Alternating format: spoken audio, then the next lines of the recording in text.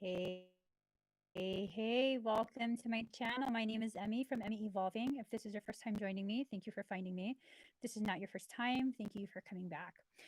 So, I had uh I had a little bit of time to kind of just assess how the energy of the world is today, and it's not a very nice energy. It's really not a very nice energy at all. It's the kind of energy that would cause you to probably shut down. It's the type of energy, type of circumstance, environment that would cause a very sensitive empath, one who doesn't quite realize yet what being an empath means, what having an um, elevated sense, elevated perception means. So when you're in an environment where the world is basically imploding on itself, people are fighting with people, behaviors are super out of hand. Um, it becomes something that's very scary and unsafe for those who are just beginning their spiritual journey. So, many of us, many of you who honor me with your presence here on this channel, because this channel is not really about creating an audience or having a following or being some sort of voice or leader or any of that. This channel is really about documenting my personal spiritual journey. So, for those of you who regularly join me, even for those of you who have just found me or found me a long time ago and are now just barely coming back, this very much an honor. It's an honor because the more of you join me on this, the more of you who witness my journey, the more valid it seems to feel for me. Oftentimes, when someone is going through their spiritual awakening, going through cycles of ascension, the sensations, the thoughts, all of that becomes so intense, so intense. And typically, typically when we go through these cycles, we're going through it alone. That's kind of just how I've seen things playing out. And it's not that you're going through it alone because everyone else around you is not at your level and you're just so much above. And it's not because you're crazy and you're being punished from previous life because in one of your previous lives you're a horrible person and this is the life where you're going to get. No, it's none of that.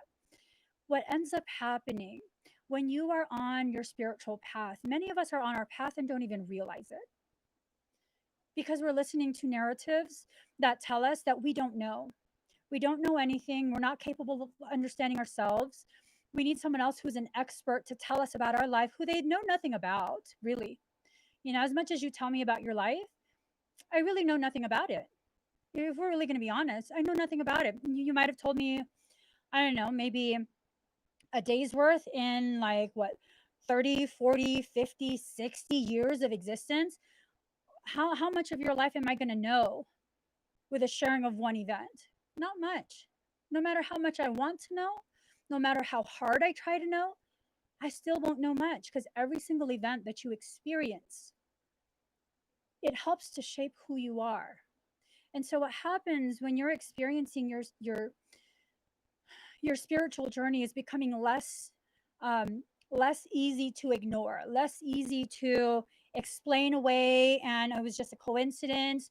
Oh no, that's not really how it was. I think I just made that up. There's no way I could have known that in advance.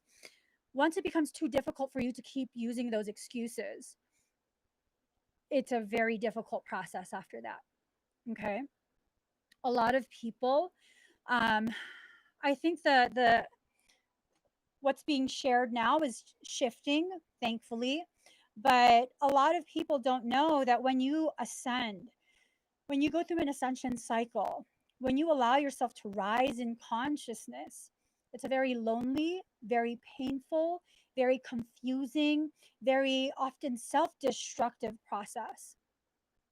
One where even if you're surrounded by the most supportive people, those who really, really love you, don't judge you, are really just there to listen and offer a helping hand if you need it, even that it feels like they just don't understand. They're just doing this because they feel sorry for me, because I'm just so pathetic, and no one really understands. No one else is going through this. I beg to differ. Pretty much everyone that's going through this doesn't tell anyone else because it's so shameful, because you feel crazy, because you feel no one else would understand. I beg to differ. I really beg to differ. What often happens during the first round of massive ascension, because we go through multiple cycles of ascension throughout our life. In the early parts of your life, you will go through smaller types of ascension cycles. Once you hit a certain point where your soul is ready to take you to higher levels of understanding of yourself, you'll have what feels like a dark night of the soul. Oftentimes, when you go through your first major ascension cycle, you will feel as though you have entered into depression. You will feel, and it will be very, very real, where it feels like everyone has just turned their backs on you. Even if there's no argument, suddenly people act as though you don't exist. You're no longer invited to things. People who you were once very close to are no longer calling. And again, it's not necessarily that there was an argument, that there was an actual reason for a falling out.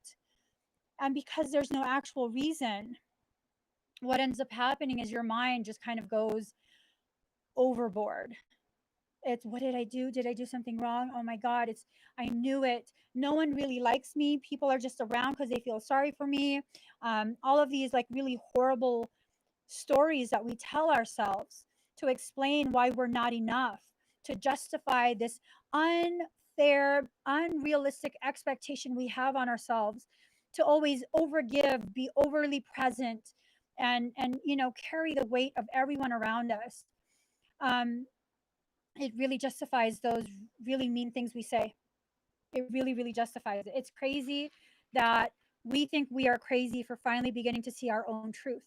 And that's how society is structured.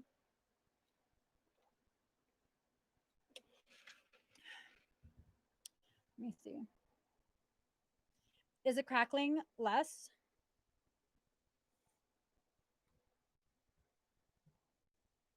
Let me open up my control panel.